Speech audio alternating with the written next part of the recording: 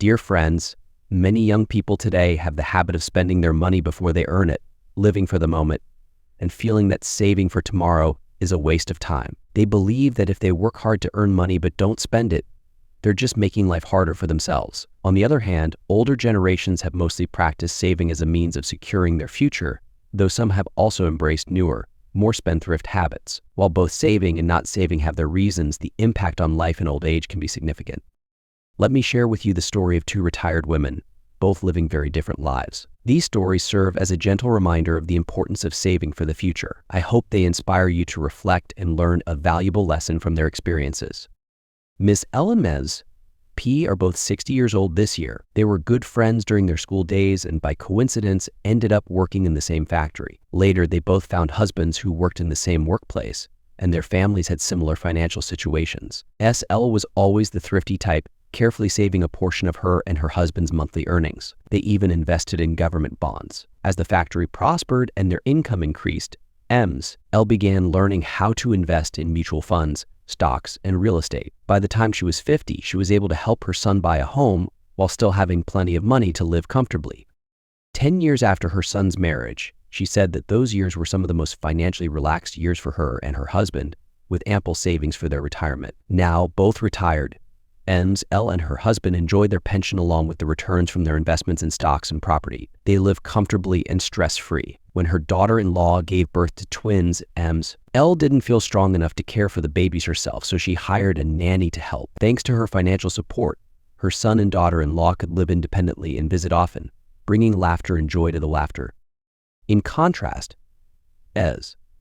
P was the type who believed in spending what she earned, thinking, there's always next month's paycheck. She pampered her son, giving him whatever he wanted. Even as her salary increased over the years, she never considered saving. For her, life was meant to be enjoyed. Later, when her son was to be married, the bride's family demanded a new house and a substantial dowry. Miss P had to use all her savings and even borrowed money to cover the costs. When her husband fell ill shortly after their retirement and needed surgery, P found herself without savings and still in debt. Her pension was barely enough to cover their needs, so she had to turn to her son and daughter-in-law for help. When her daughter-in-law gave birth, Ms. P couldn't afford a nanny and had to care for both her husband and her grandchild, feeling exhausted but unable to complain. Dear friends, through the stories of L and Ms. P, we can see how life in old age can differ dramatically depending on whether or not you have savings. For the elderly, the most important things are love, care, and the presence of family. But children often have their own families, careers, and responsibilities, leaving little time for their parents. When children can't be there, the savings of their parents can make a world of difference. Having money brings peace of mind and allows you to help your children without becoming a burden. As the saying goes, the money saved in youth is the strength of old age. How long your savings can support you is what truly matters. Consistent saving allows you to live comfortably with your children and grandchildren, free from the daily financial worries that come with aging and healthcare costs. Saving a little each month might not seem like much, but it can build up over time. After 4 or 5 years, those savings can grow into something significant. Once you've saved a substantial amount, you can invest it in stocks, bonds, or other safe options, ensuring a reliable source of income for the future. Having money in old age gives you the ability to take care of yourself. As loving parents, the goal should be to avoid becoming a financial burden on your children. If illness strikes and your children are too busy to care for you, your savings allow you to hire help. It's never too late to start saving, and the sooner you do, the less financial strain you'll face as you age. Money is indeed the strength of old age. Dear friends, saving is something we all should do, as unexpected events can happen at any time. Having an emergency fund is never a waste, especially as our health declines and we are no longer able to work. No one wants to be dependent on their children, and by saving while you're still young, you ensure the freedom to enjoy your golden years surrounded by family and friends. First, having money in old age allows you to maintain your dignity. As the saying goes, money isn't everything, but without it, you can do nothing. Aging may weaken the body, but it strengthens one's sense of dignity, particularly when it comes to money. Many parents have handed over their property to their children only to become burdens later on, sometimes being passed between siblings like a responsibility no one wants. Sadly, many elderly parents find themselves losing both their dignity and their voice in the family as their financial security diminishes. Of course, not all families are like this. Some children will care for their parents regardless of money, but having savings gives you more control over your life, allowing you to enjoy the things you love and support your children financially when needed. Isn't that the ultimate wish of every parent? Second, money allows you to take care of your health. As we age, health problems are inevitable. With money, you can pay for medical care, hire help, and avoid burdening your children with the cost of treatment or the need to take time off work. You can also afford nutritious food, good medicine, and regular checkups. Life is already filled with stress for your children. No parent wants to add to that burden. Lastly, having money makes life more enriching. Even if you don't have much, financial security gives you the freedom to pursue your passions, travel, or learn new skills. The elderly years don't have to be monotonous, they can be vibrant and fulfilling. Dear friends, as you can see from the story shared today, two individuals with different views on saving ended up living two very different lives. Saving money ensures that your later years will be filled with peace, joy, and freedom. Part 2. 74 years old and living alone despite having 4 children. I am now 74 years old, living out my retirement in a nursing home. My wife passed away 2 years ago. We had 4 children, 3 sons and 1 daughter. Back in the day, my wife and I were delighted to have a large family. We worked hard to raise our children well, hoping that we could rely on them when we got older, but things turned out differently. After our youngest daughter got married, my wife and I started living without our children around. At the time, we still had our jobs to fill the emptiness. However, when we retired, the loneliness for us, 2 elderly people, began to grow. Our children were busy with their own lives, rarely visiting us. We understood that, but the lack of even a few phone calls to check in left us feeling deeply saddened. Occasionally, missing our children and grandchildren, we would take a bus to visit them. Retirement for my wife and me was quite uneventful. Besides going to exercise classes and participating in a senior club in the neighborhood, we had no other joys. Our combined pension of nearly $2,000 was enough for our needs. We didn't need our children to support us financially. But 2 years ago, my wife fell ill and passed away. The shock of losing her was overwhelming, and I found myself needing care. At that time, my 4 children often took turns visiting me. Once, I overheard them discussing who should take me in, worried that I would be unsafe living alone. I was relieved, thinking that my children were more caring than I had thought. However, the outcome made me face reality.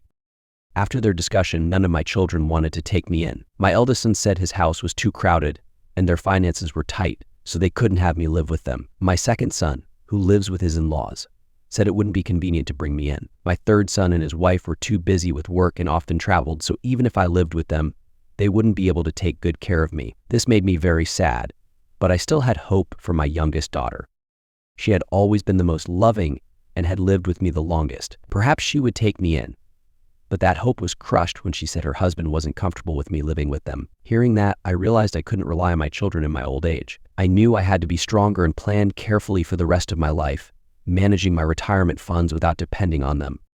After regaining my spirits, I calculated my pension and the savings my wife and I had accumulated. Even after spending money on my wife's treatment, we still had a decent amount of savings. I knew that old age could bring unexpected changes, like sudden illnesses that might leave me unable to care for myself. At that point, if no one was around to help, it would be a serious problem. So I decided that if my children weren't willing to care for me, I would hire someone to do it or move into a nursing home. I planned to sell my house and ask my children to help find a buyer. Seeing this, all 4 of them disagreed with my plan to use the money from selling the house to pay for the nursing home. They started visiting more often, urging me to keep the house, but no one mentioned taking me in or providing support. I realized that what my children were really concerned about was the house, not me. If I kept the house, they could inherit it after I passed away.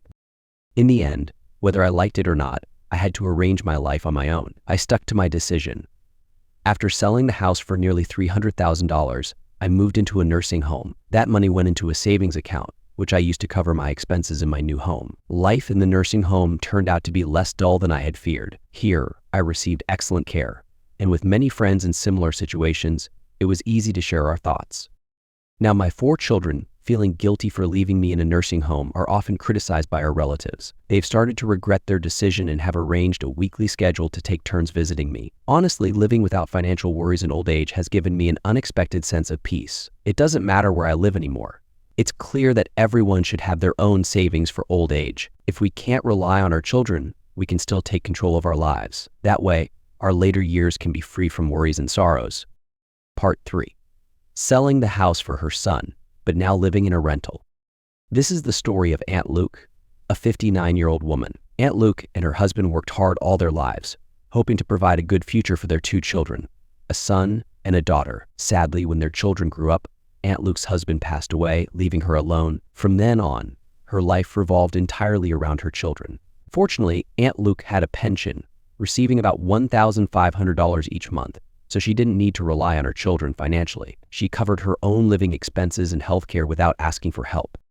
Aunt Luke and her husband had also built a spacious house, about 200 square meters. Their life was stable, and when her son got married, they didn't have to worry about housing. The couple could focus on working hard and building their future, which allowed Aunt Luke to enjoy a peaceful retirement.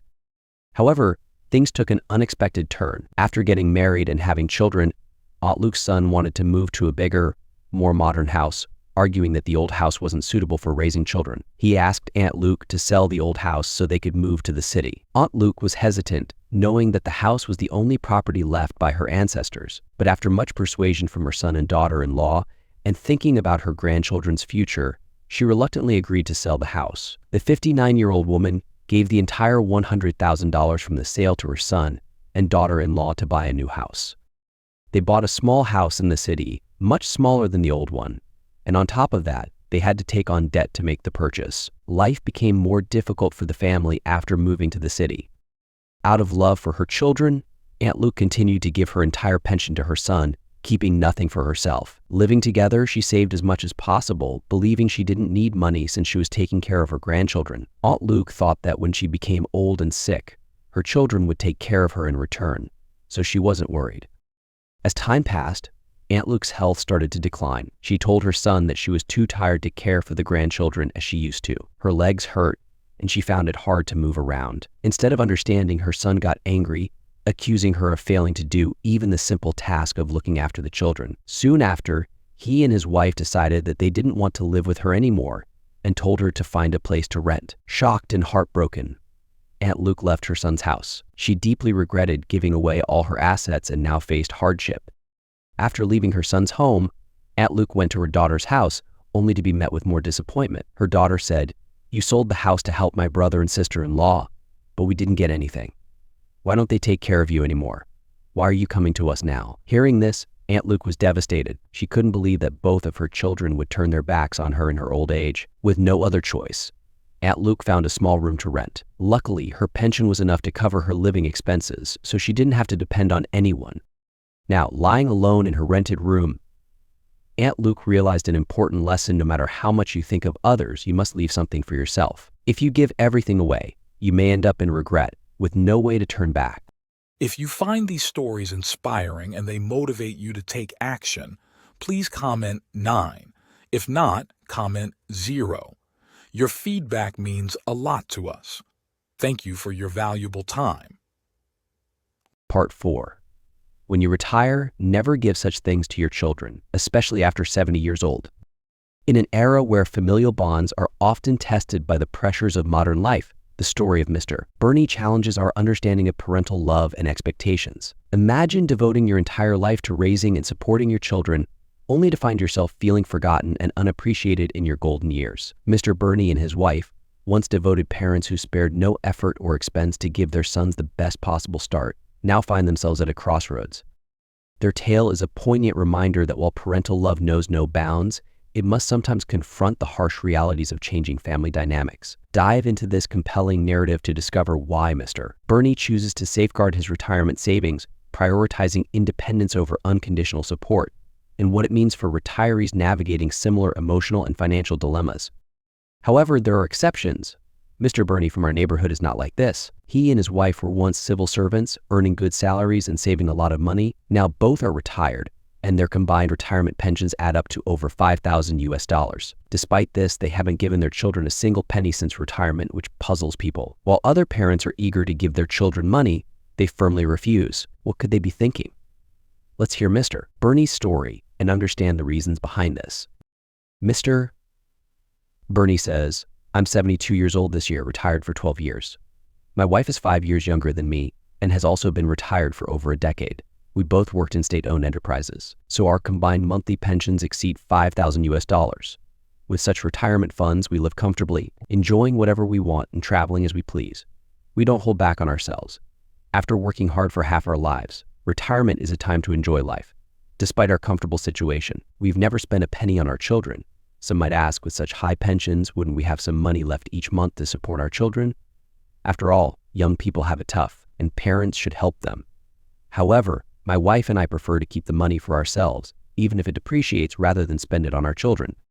He continues, our actions aren't heartless. We've observed our two sons' behavior, which has left us cold.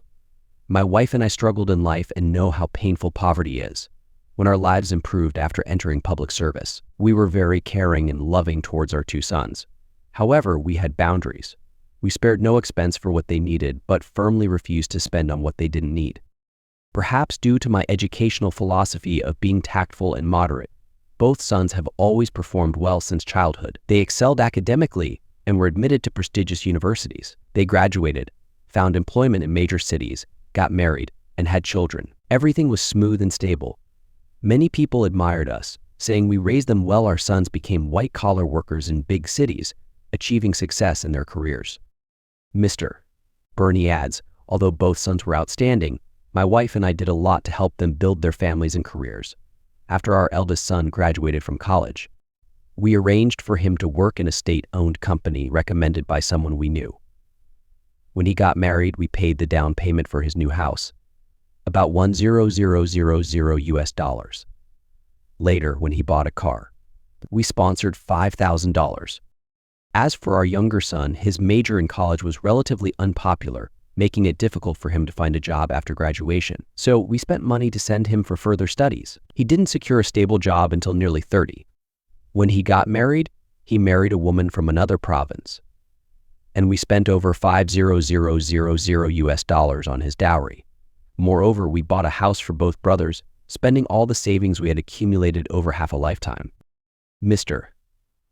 Bernie shares later they both had children, so my wife and I retired early to take care of them. My wife retired at 50 to care for our eldest grandson, and I retired at 60 to care for our youngest granddaughter. It wasn't until the two children started school that we could rest.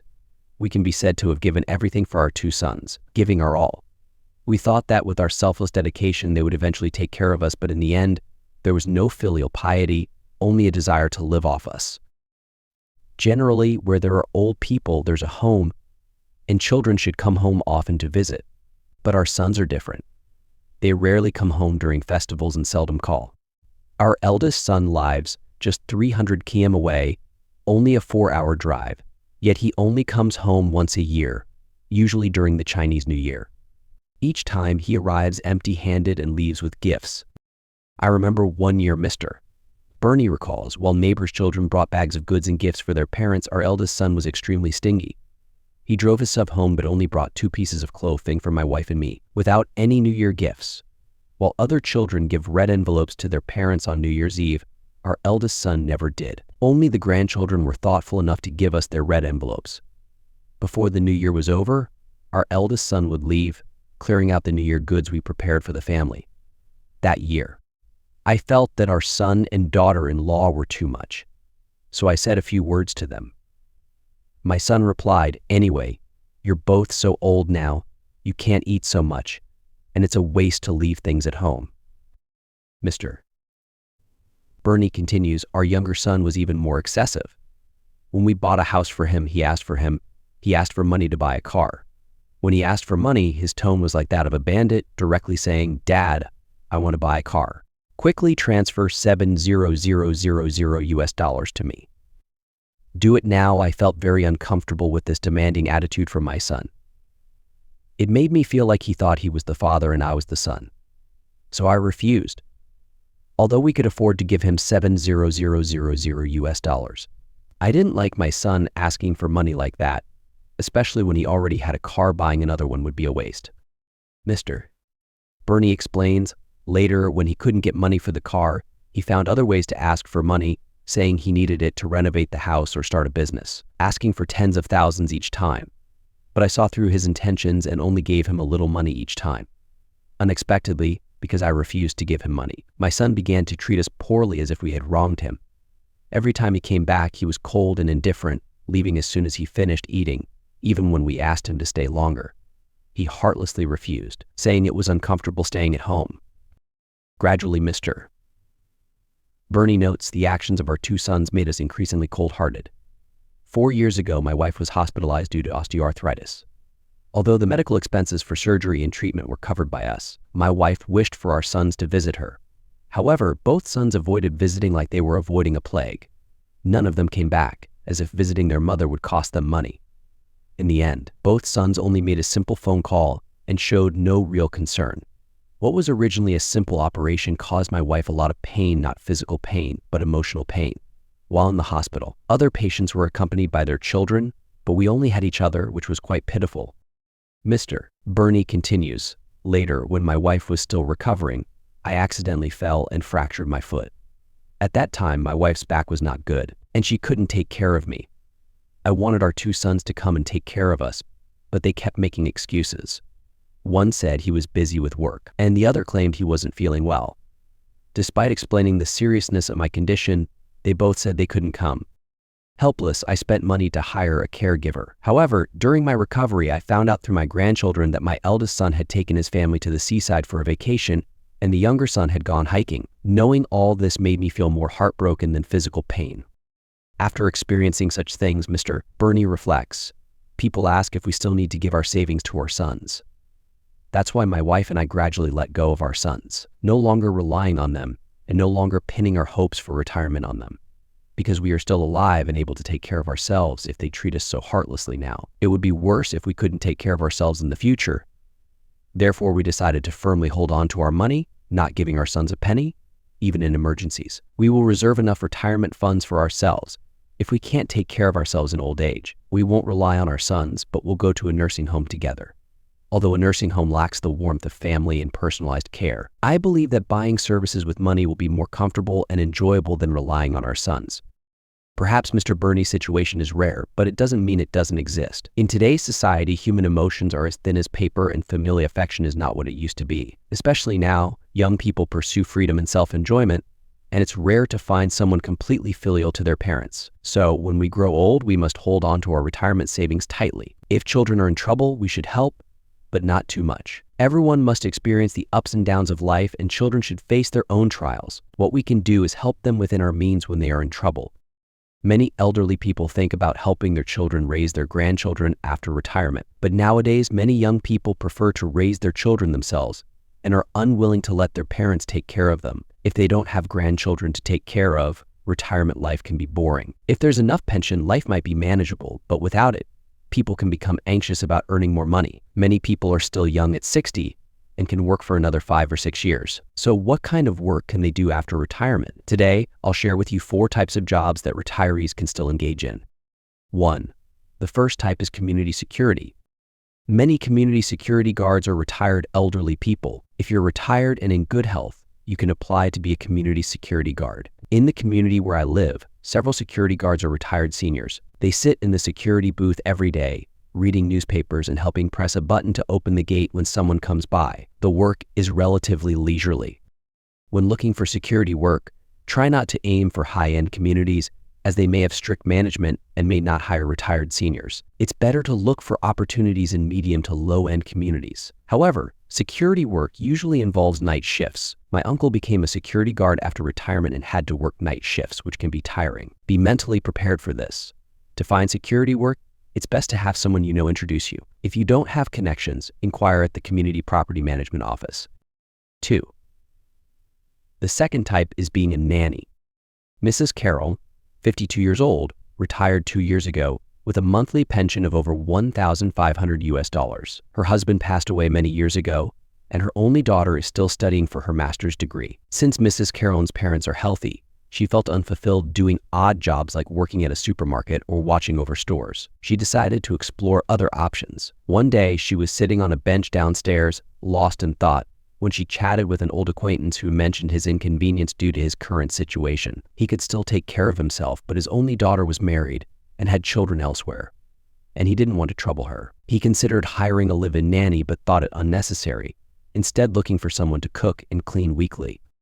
Mrs. Carroll realized there might be many elderly people like him in their community and decided to become a new type of nanny, not living in but offering assistance as needed. She posted messages in her community group offering her services to cook for the elderly, or help young people who needed assistance. To her surprise, she received inquiries from 3 elderly people's children that night. She started by cooking meals according to their preferences and delivering them. Eventually, she expanded her services to include cleaning and accompanying them to medical appointments.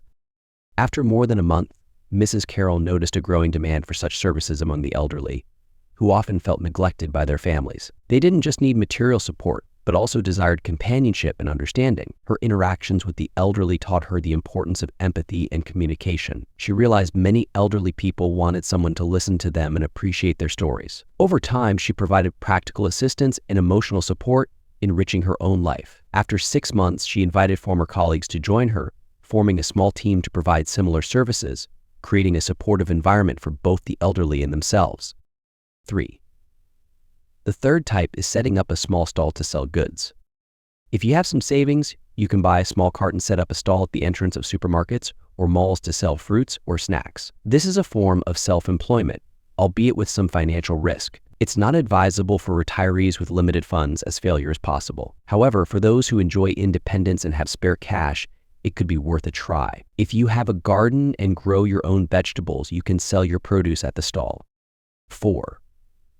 The fourth type is working as a dishwasher in a restaurant. After retirement, women may not be able to work as security guards like men, but they can consider dishwashing in restaurants. My aunt found a dishwashing job after retirement, working at a restaurant during lunch and dinner hours, with the rest of the day free for rest. However, the pay may not be high. Similar jobs include hotel cleaning staff positions. After retirement, if you need extra income, it's possible to find work. Having money provides a sense of security, and being financially independent is important for retirees. However, it's crucial to find low-intensity work to avoid overexertion, which could lead to health issues. Retirement should focus on enjoying life, with earning money as a secondary consideration. Even if you don't have much money, living a simple life and saving can still sustain you. Lastly, I wish all retired friends a happy and fulfilling retirement. Remember, you're never alone in this community. If you find these stories inspiring and they motivate you to take action, please comment 9. If not, comment 0. Your feedback means a lot to us. Thank you for your valuable time.